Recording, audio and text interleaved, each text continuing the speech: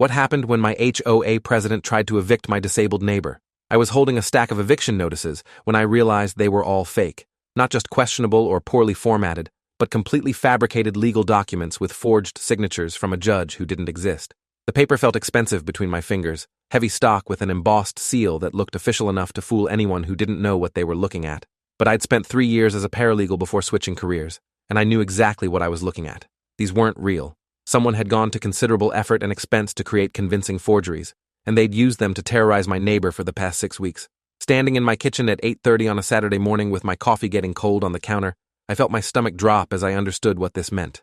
Someone with access to HOA resources and authority had weaponized fake legal documents against a disabled veteran who lived alone 3 houses down from me, and they'd done it systematically enough that he believed he was about to lose his home. I'd been living in Riverside Meadows for 18 months when I first noticed something was wrong with how the HOA treated certain residents. The development was one of those planned communities built in the early 2000s, all beige siding and brown trim with identical mailboxes and strict rules about lawn height and holiday decorations. I'd bought my 3-bedroom townhouse here because it was affordable and close to my job managing inventory at a medical supply distribution center. The HOA seemed reasonable at first, mostly concerned with keeping property values stable and organizing the occasional neighborhood cookout. Our president was a woman named Diane Kruger, who'd held the position for almost 8 years, running unopposed in every election because nobody else wanted to deal with the paperwork and complaints. She was in her late 50s with short silver hair and reading glasses that hung on a chain around her neck, always dressed in business casual even on weekends. She seemed competent and organized, the kind of person who color-coded her calendar and answered emails within an hour. I had no reason to think she was anything other than a slightly controlling perfectionist who took her volunteer position too seriously. My neighbor's name was Leonard Mitchell, though everyone called him Leo. He was 39 years old and lived alone in a small 2-bedroom house at the end of our cul-de-sac with a service dog named Atlas, a black Labrador retriever trained to help with his mobility issues and PTSD. Leo had been injured during his second deployment overseas when an IED destroyed the vehicle he was riding in, leaving him with a traumatic brain injury, severe nerve damage in his left leg, and psychological trauma that manifested in panic attacks and difficulty with loud noises. He walked with a pronounced limp and used a cane on bad days, and Atlas was trained to help him maintain balance, retrieve dropped items, and provide deep pressure therapy during anxiety episodes. I'd met Leo about 6 months after moving in when I saw him struggling to carry groceries from his car to his front door while managing both his cane and Atlas's leash. I'd introduced myself and offered to help, and he'd accepted with obvious reluctance, like he wasn't used to people offering assistance without expecting something in return. We'd struck up a casual friendship after that, the kind where we'd wave when we saw each other and occasionally chat about sports or complain about the HOA's latest parking enforcement memo. The first sign something was seriously wrong came on a Wednesday morning in late April when I left for work at 6:15 and saw Leo sitting on his front steps with his head in his hands while Atlas pressed against his legs. I almost kept walking, not wanting to intrude on what looked like a private moment, but something about his posture stopped me. His shoulders were shaking, and I realized he was crying.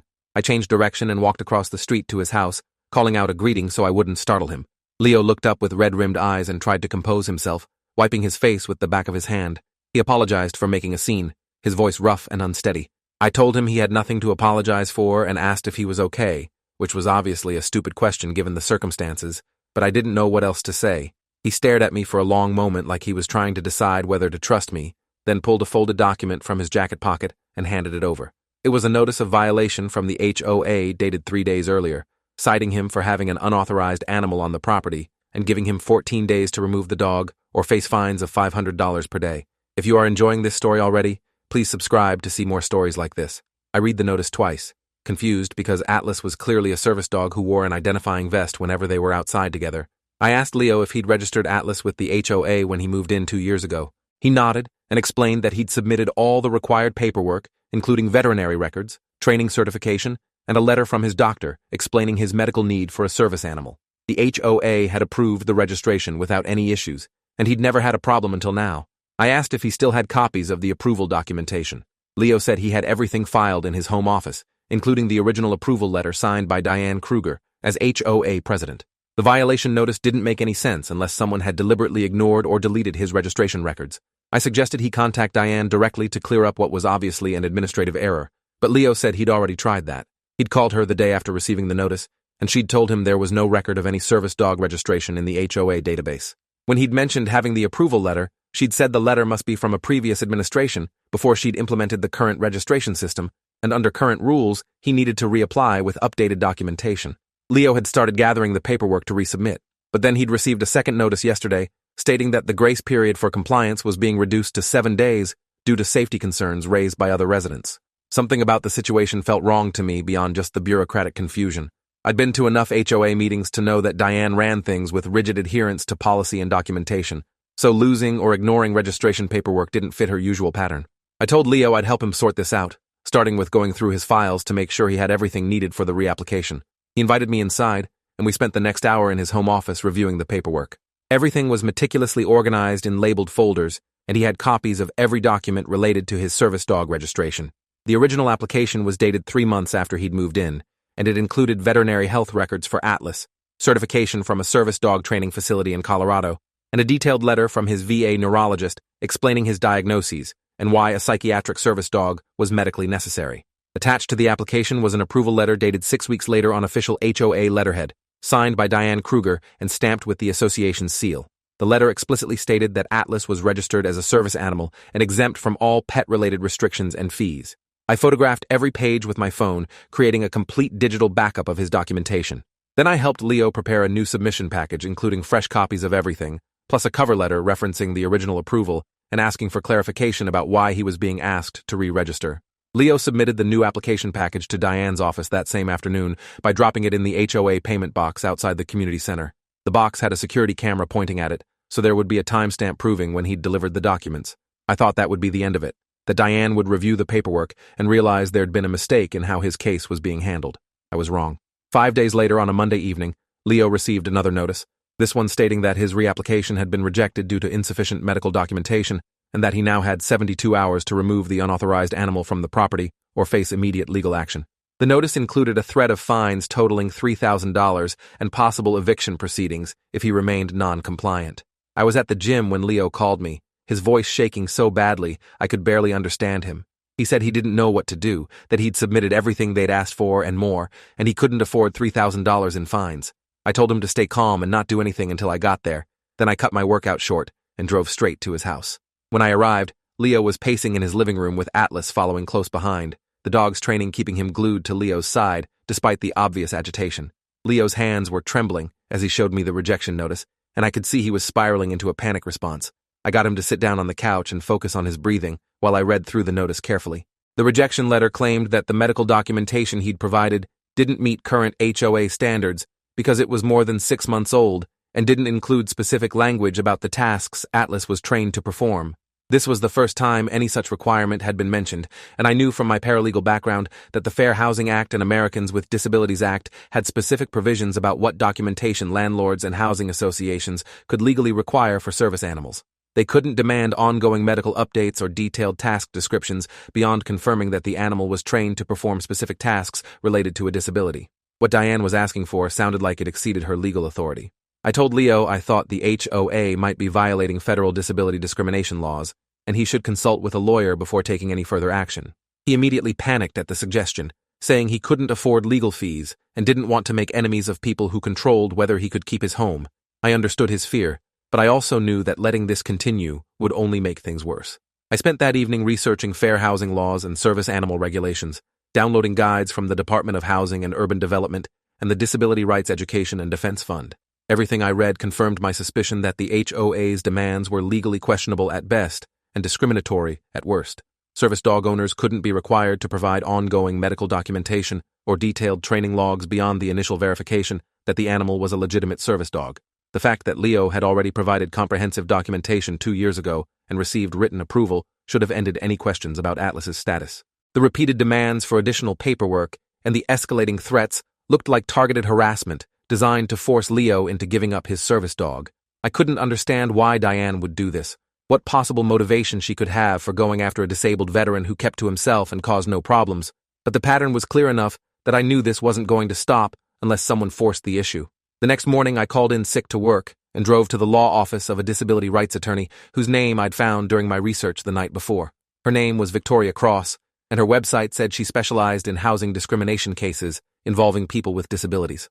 Her office was in a small professional building downtown, and when I arrived without an appointment, her receptionist initially tried to schedule me for the following week. I explained that my neighbor was facing eviction in less than 72 hours for having a legally registered service dog, and I needed to speak with someone immediately about what sounded like Fair Housing Act violations. The receptionist's expression changed, and she disappeared into the back office. 2 minutes later, she returned and said Attorney Cross could see me for 15 minutes between other appointments. Victoria Cross was in her early 40s with dark hair pulled back in a professional bun and sharp gray eyes that assessed me carefully as I entered her office. She gestured for me to sit and asked me to explain the situation as concisely as possible.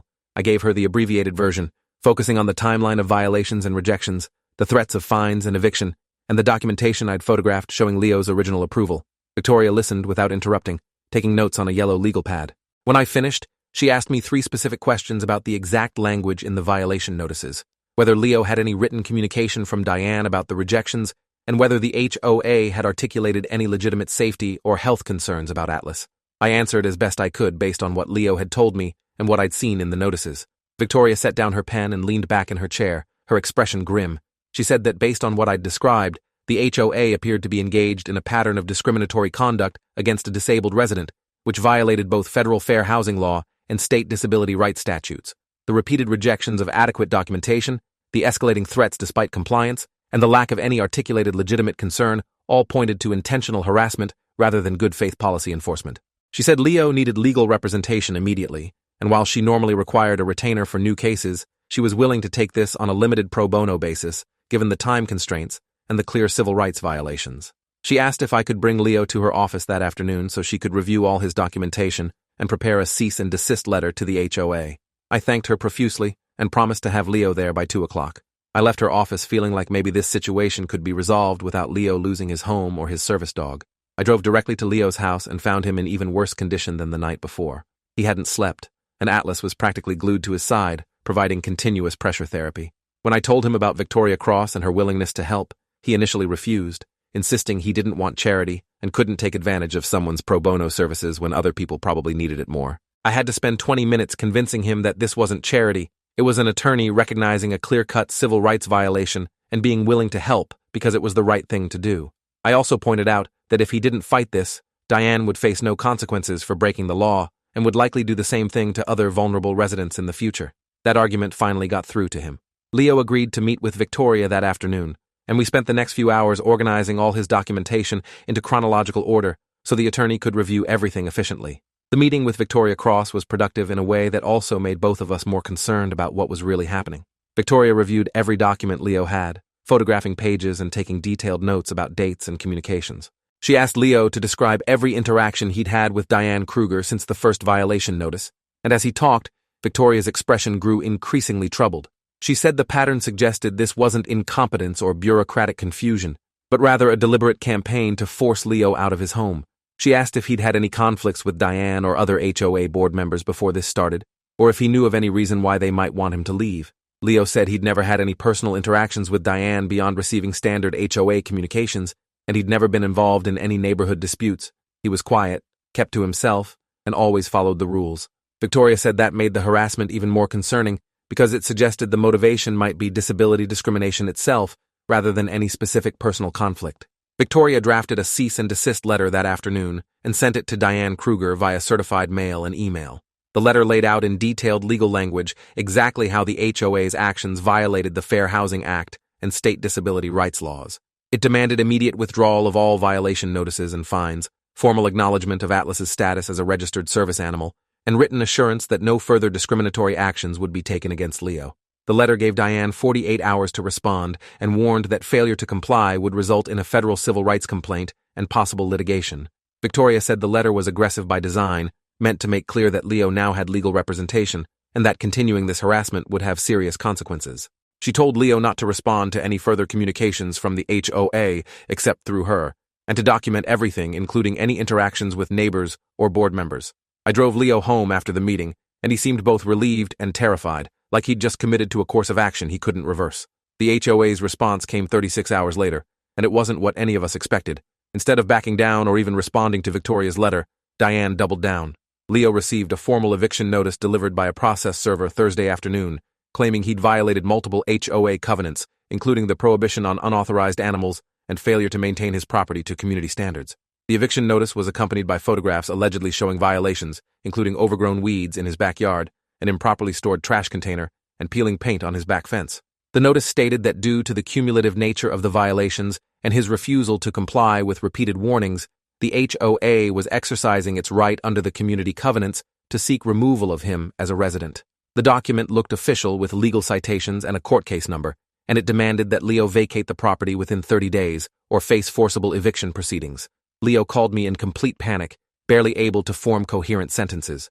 I told him to photograph every page of the eviction notice and send them to both me and Victoria Cross immediately, then not to touch anything or sign anything until we figured out what was happening. If this story keeps your interest, please subscribe to get more stories like this. I called Victoria's office and got her on the phone within minutes. I described the eviction notice, reading her the case number and court information. There was a long pause before she spoke, and when she did, her voice was careful and controlled in a way that scared me. She asked me to read the judge's name from the eviction notice. I found it at the bottom of the document. Judge Harold Steinman, Circuit Court Division 6.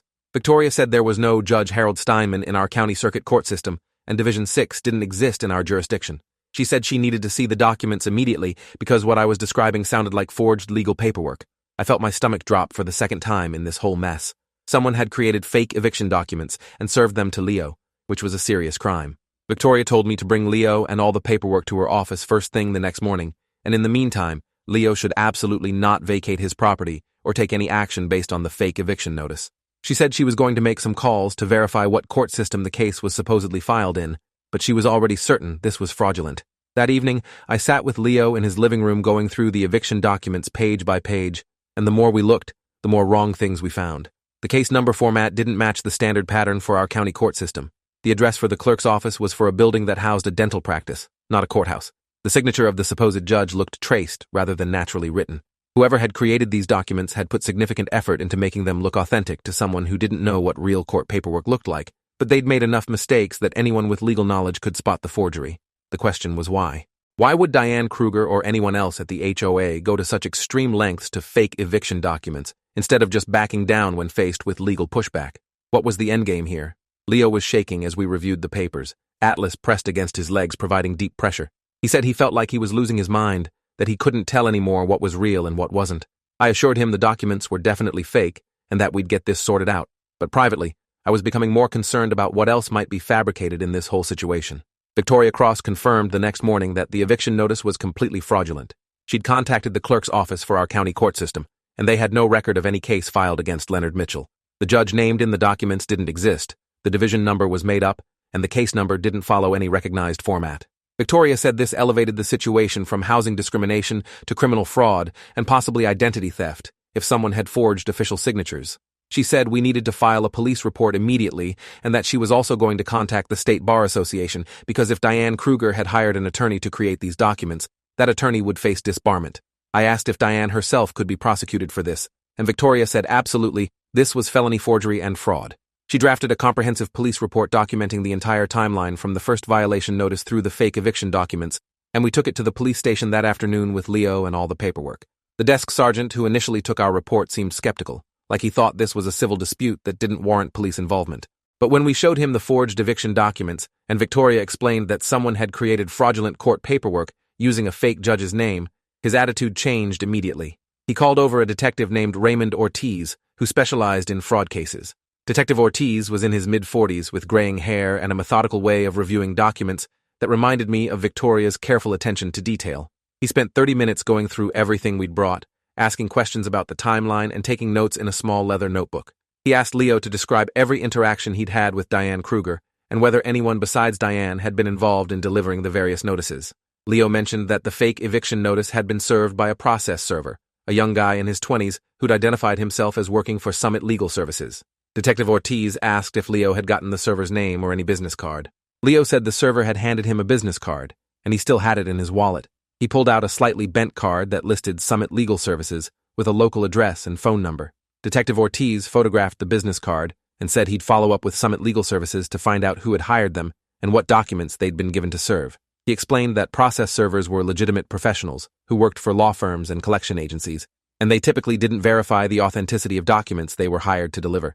If someone had hired Summit Legal to serve fraudulent eviction papers, the server himself probably had no idea the documents were fake, but tracking down who hired them would lead directly to whoever created the forgeries. Ortiz said he'd also be contacting Diane Kruger for an interview about the violation notices and the HOA's records regarding Leo's service dog registration. He warned us that the investigation would take time and that we shouldn't discuss it with anyone in the neighborhood because word would get back to Diane and could compromise the case. He gave Leo his direct phone number and told him to call immediately if he received any more threatening documents or if anyone from the HOA contacted him. As we left the police station, Leo looked simultaneously relieved and exhausted, like he'd been running on adrenaline for weeks, and it was finally wearing off. The next development came 3 days later, when Detective Ortiz called Victoria's office with an update. I was there meeting with Victoria about next steps in Leo's case when she took the call on speakerphone. Ortiz said he'd contacted Summit Legal Services, and they'd provided records showing they were hired to serve the eviction documents by someone calling themselves Patricia Moore, who paid in cash and provided the documents via email from a temporary account that no longer existed. The process server said Patricia had claimed to be a property manager for Riverside Meadows HOA and that the eviction was related to unpaid fees. Summit Legal had accepted the job because the documents looked legitimate and the cash payment cleared, but they'd never verified Patricia Moore's identity or employment. Ortiz said there was no one named Patricia Moore associated with Riverside Meadows HOA, according to their state registration documents. He said this indicated someone was using a false identity to commission the serving of fraudulent legal documents, which added identity fraud to the list of potential charges. Detective Ortiz had also interviewed Diane Kruger at HOA headquarters 2 days ago. He said she'd been cooperative but evasive, acknowledging that she'd sent the initial violation notices to Leo, but claiming they were based on complaints from other residents about an aggressive dog in the neighborhood. When Ortiz asked for documentation of these complaints, Diane said they'd been made verbally at an HOA meeting and weren't formally recorded. When he asked about Leo's original service dog registration and why it wasn't in the HOA database, Diane claimed there must have been a data loss during a computer system upgrade the previous year. Ortiz said her explanations were plausible on the surface, but didn't hold up under scrutiny.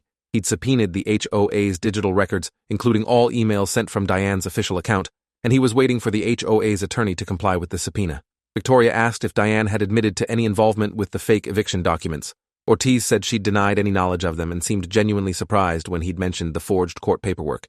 He said either she was an excellent liar or someone else had created the eviction notice without her knowledge. That last possibility bothered me because it suggested there might be more players in this situation than we'd realized. I asked Ortiz if he'd looked into other members of the HOA board. He said he was planning to interview all 4 board members, plus the HOA's property management company, but those interviews were scheduled for the following week. In the meantime, he'd asked the district attorney's office to review the case for possible criminal charges once he'd completed the initial investigation. Victoria said she was also moving forward with a federal civil rights complaint against the HOA and Diane Kruger personally, alleging violations of the Fair Housing Act and intentional infliction of emotional distress. She said the complaint would be filed within the week and would seek both compensatory damages for Leo's suffering and punitive damages to deter future discrimination. The combination of criminal investigation and civil lawsuit was meant to apply maximum pressure and hopefully force the truth into the open. While the legal proceedings were moving forward, life in the neighborhood was getting increasingly uncomfortable for Leo. Word had spread somehow that he was involved in a legal dispute with the HOA, and several neighbors who'd previously been friendly had stopped acknowledging him.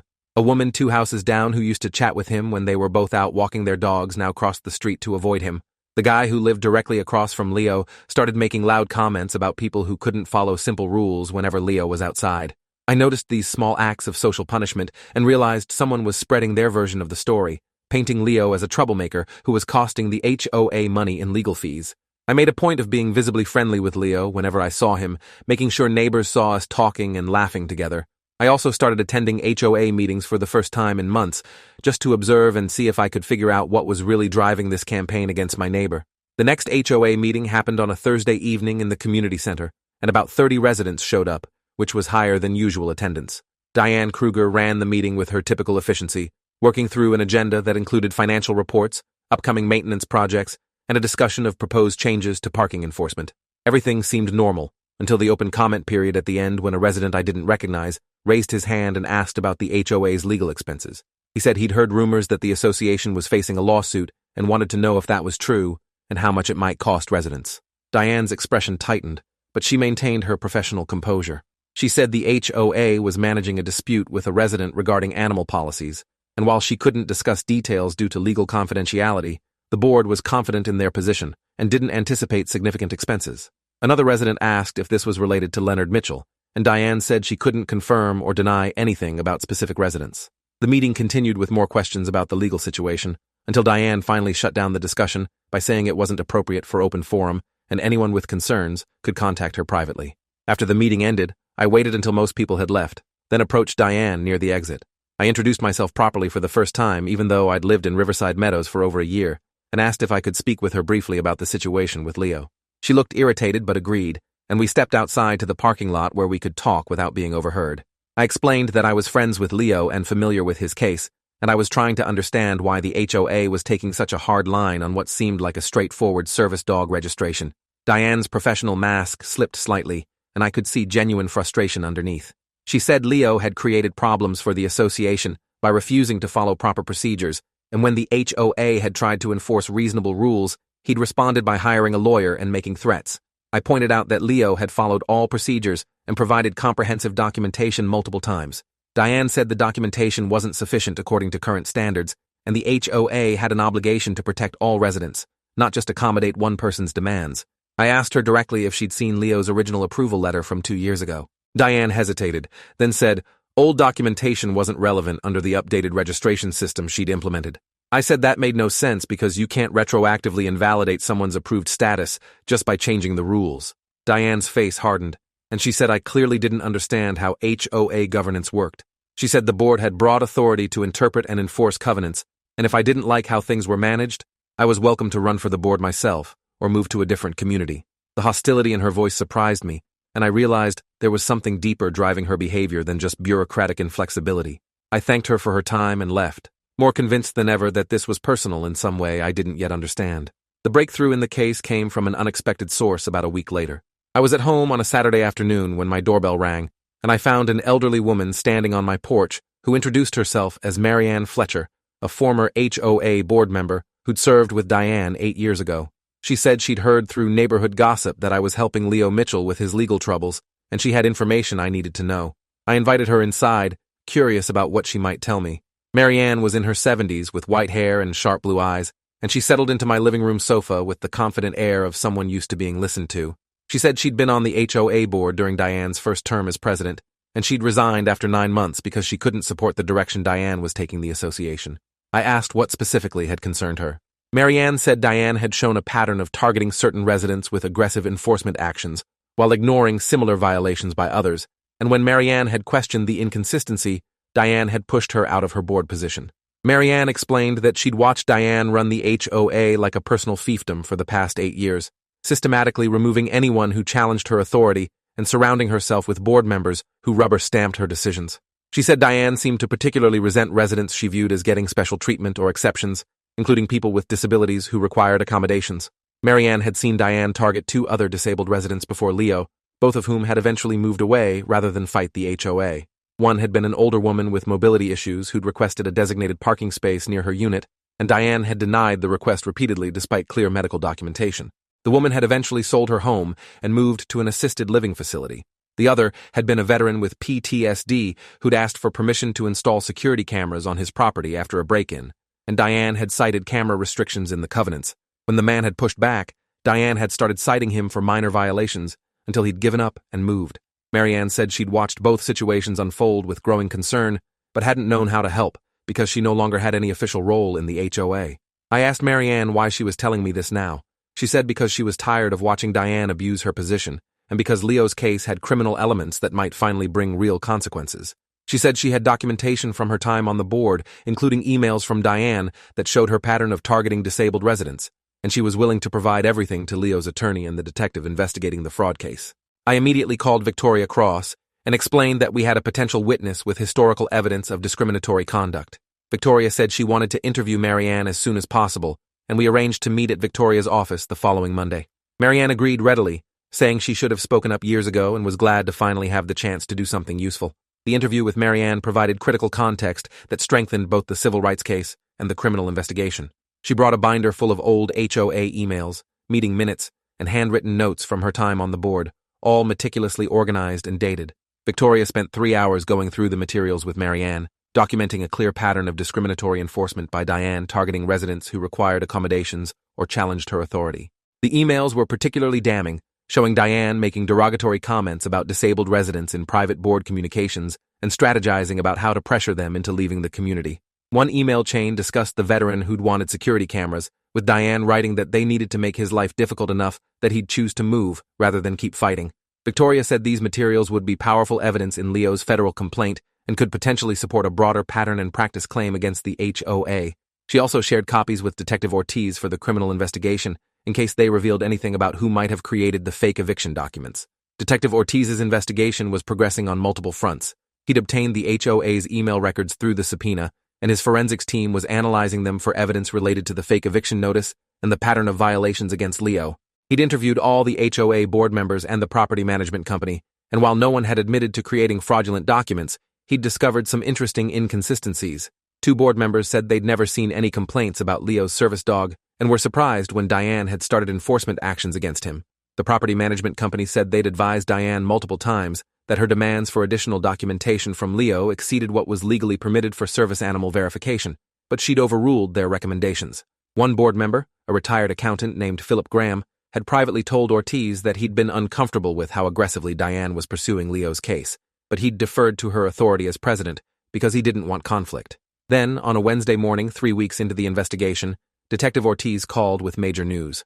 His forensics team had traced the email account used to commission the fake eviction documents to an IP address that belonged to Diane Kruger's home internet connection.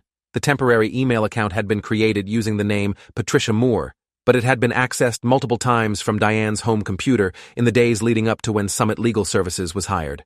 Ortiz said this wasn't definitive proof that Diane personally created the account, because someone else could theoretically have used her internet connection, but combined with all the other evidence, it was enough for him to seek an arrest warrant.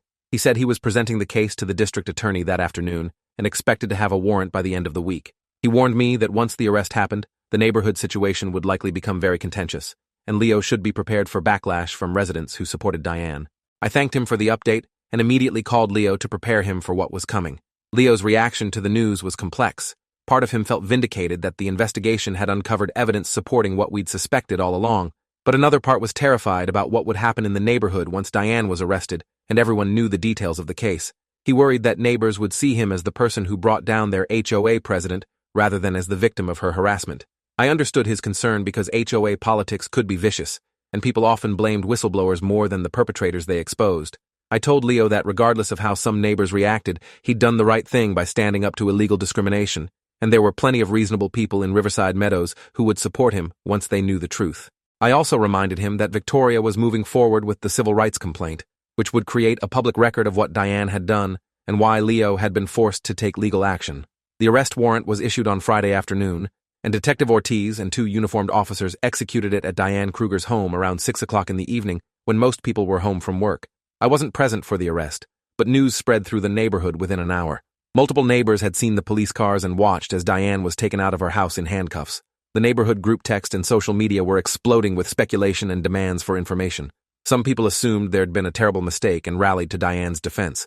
Others who'd had negative experiences with the HOA over the years expressed satisfaction that she was finally facing consequences. A few people correctly guessed that the arrest was related to Leo's situation and started asking pointed questions about what had really happened. I stayed off social media and group chats, not wanting to fuel speculation or reveal information that might compromise the investigation or Leo's civil case. By Sunday morning, the local news had picked up the story. A reporter from the county newspaper had filed a Freedom of Information Act request for Diane's arrest warrant and booking information, and they'd published an article detailing the charges against her: felony forgery, criminal fraud, and identity theft related to the creation and serving of fraudulent eviction documents. The article included enough background information for readers to understand that Diane had allegedly targeted a disabled veteran in an HOA dispute, though it didn't name Leo specifically. The story was picked up by other local media outlets, and by Monday morning, television news crews were in Riverside Meadows trying to interview residents. Most people declined to comment, but a few board members gave brief statements expressing shock and saying they were cooperating with the investigation. The HOA's attorney issued a statement distancing the association from Diane's alleged criminal conduct and stating that the board was conducting its own internal review of her actions as president. The media attention intensified pressure on the HOA to take meaningful action. At an emergency board meeting called for that same Monday evening, the remaining board members voted unanimously to remove Diane from her position as president pending the outcome of the criminal case, and they appointed Philip Graham as interim president. The board also voted to immediately acknowledge Leo's service dog registration as valid and to rescind all violation notices and fines that had been issued against him. Victoria Cross attended the meeting as Leo's legal representative and accepted the board's actions while making clear that the federal civil rights complaint would still move forward unless the HOA agreed to a comprehensive settlement that included policy reforms and compensation for Leo's suffering. The board agreed to enter settlement negotiations, and Victoria scheduled a mediation session for the following month. The criminal case against Diane moved forward through the court system over the next several weeks. She was arraigned on the felony charges and released on bond with conditions that included no contact with Leo and no involvement in HOA business. Her attorney entered a not guilty plea and requested a preliminary hearing to challenge the sufficiency of evidence. At the preliminary hearing 6 weeks after her arrest, Detective Ortiz testified about the investigation and presented the forensic evidence linking the fraudulent eviction documents to Diane's home computer. The process server from Summit Legal testified about being hired by someone using the name Patricia Moore, who paid in cash and provided the fake documents. The judge found probable cause for all charges and bound the case over for trial. After the hearing, the prosecutor approached Diane's attorney about a potential plea agreement that would involve pleading guilty to reduced charges in exchange for probation and restitution. I learned about the plea discussions from Victoria, who'd been monitoring the criminal case because the outcome would affect Leo's civil settlement negotiations. While the criminal case was pending, life in Riverside Meadows slowly normalized, though tensions remained high among certain groups of residents. Some neighbors who'd been close with Diane refused to believe she'd done anything wrong and blamed Leo for ruining her reputation. Others who'd had negative experiences with the HOA over the years saw Diane's prosecution as long overdue accountability. Most people fell somewhere in between, acknowledging that what Diane allegedly did was wrong while still feeling uncomfortable with how publicly the situation had played out. Leo handled the attention with more grace than I'd expected, declining interview requests from media and keeping a low profile in the neighborhood. He told me privately that he just wanted everything to be over so he could go back to living quietly with Atlas and not worrying about whether his home was secure. I understood that desire for normalcy, but I also knew the civil settlement negotiations and criminal case would take months to fully resolve. The settlement mediation happened on a Saturday in mid-August at Victoria Cross's office. Leo, Victoria, and I represented our side, while the HOA sent Philip Graham, another board member, and their attorney, along with a representative from their insurance company. The mediation lasted 6 hours, with a professional neutral facilitator guiding negotiations. Victoria presented a comprehensive demand package that included monetary compensation for Leo's emotional distress and legal expenses, policy reforms requiring disability rights training for all board members, creation of a formal reasonable accommodation procedure, and a public apology from the HOA acknowledging what had happened. The HOA's attorney pushed back on the monetary amount and the public apology, arguing that Leo's damages were minimal and that apologizing would create liability in the ongoing criminal case. After hours of back and forth, we reached a settlement that included a payment of $85,000 to Leo, implementation of all requested policy reforms, mandatory training for board members and management staff, and a private written acknowledgement from the board that Leo's rights had been violated. It wasn't everything Victoria had asked for, but Leo accepted it because he wanted to move on with his life. The settlement agreement included a mutual non-disparagement clause and confidentiality about the monetary terms, though the policy reforms would be publicly announced. Diane Kruger's criminal case resolved 2 months later with a plea agreement. She pleaded guilty to 1 count of forgery and 1 count of fraud, both third-degree felonies, in exchange for the dismissal of the identity theft charge. She was sentenced to 3 years of probation, 200 hours of community service, and restitution of $12,000 to cover Leo's legal expenses that weren't covered by the HOA settlement. The judge also ordered her to write a letter of apology to Leo, though he wasn't required to read it or respond. As part of her probation conditions, Diane was prohibited from serving on any HOA board or property management position for 5 years. The local newspaper covered the sentencing hearing, and while some residents continued to defend Diane on social media, the dominant narrative shifted to acknowledgement that she'd committed serious crimes in targeting a vulnerable resident. I saw Diane one more time about a month after her sentencing. I was leaving the grocery store and nearly walked right into her in the parking lot. She looked smaller somehow, worn down by the legal process and public shame. We made eye contact for a brief moment, and I saw something I hadn't expected. Genuine regret mixed with stubborn defensiveness. She started to say something, then stopped herself and walked away quickly to her car. I didn't try to talk to her. There was nothing to say that would change what had happened or repair the damage she'd caused.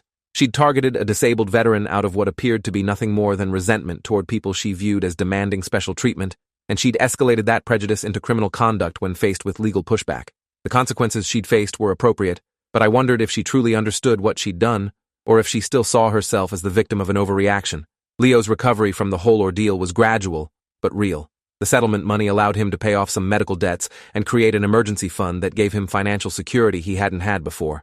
More importantly, the resolution of the legal cases, lifted the constant stress and anxiety that had been triggering his PTSD symptoms.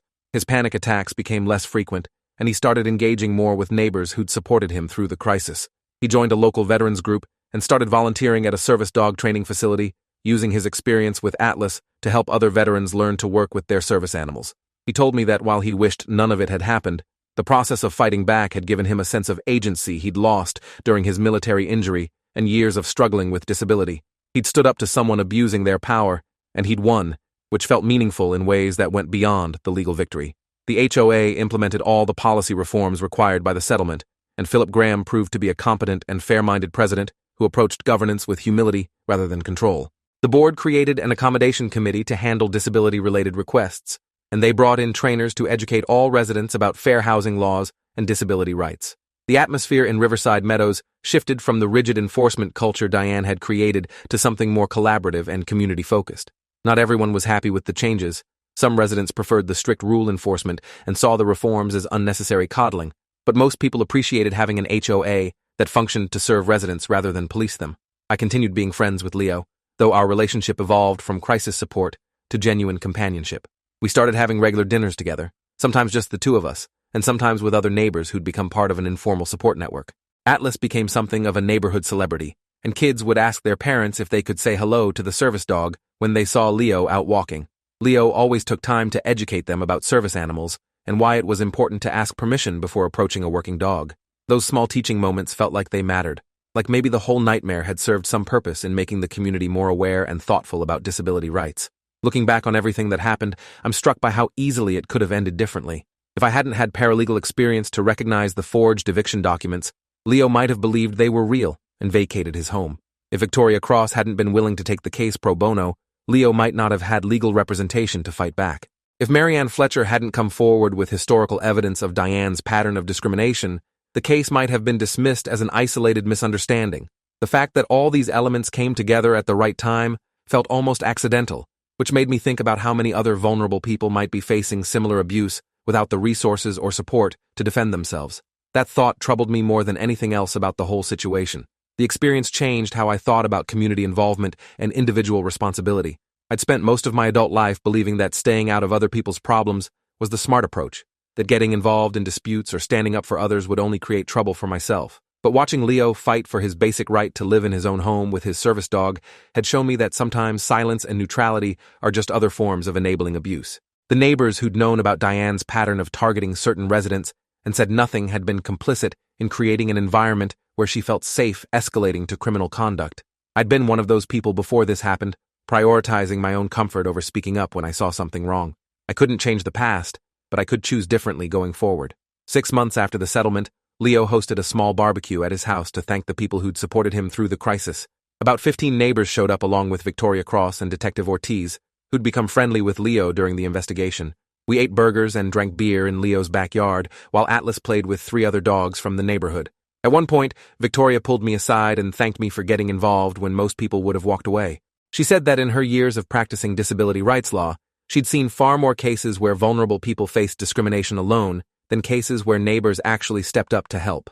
I told her I'd just done what seemed obviously right, but she shook her head and said that was exactly the point. Doing the right thing should be obvious, but often wasn't. She said the world needed more people willing to recognize injustice and act on that recognition instead of waiting for someone else to intervene. Later that evening, as people were leaving, Leo walked me to my car with Atlas trotting beside him. He thanked me again for everything I'd done, and I started to brush it off the way I had with Victoria. But Leo stopped walking and looked at me seriously. He said he wanted me to understand something important. Before I'd gotten involved, he'd been on the verge of giving up, not just on keeping his home, but on everything. The constant stress of fighting the HOA while dealing with PTSD had pushed him to a dark place where ending his life seemed like the only way to make the harassment stop. Atlas had alerted to his suicidal ideation and forced him to reach out to his VA counselor, but he'd still felt hopeless about his situation. When I'd offered to help gather his paperwork and connect him with an attorney, it had given him something he hadn't had in months, hope that things might actually get better. Leo said that in a very real sense, my decision to get involved had saved his life. I felt my throat tighten as he spoke, overwhelmed by the weight of what he was telling me. I'd known the situation was serious, but I hadn't fully grasped how desperate Leo had become before things started to turn around. I drove home that night thinking about Leo's words and about the randomness of how the whole thing had unfolded. I'd been in the right place at the right time with the right background knowledge to recognize what was happening and help, but that confluence of factors had been mostly accidental. It made me wonder how many people were facing similar situations without anyone noticing or anyone with the resources to help. That thought stayed with me in the weeks and months after, shaping how I approached interactions with neighbors and strangers.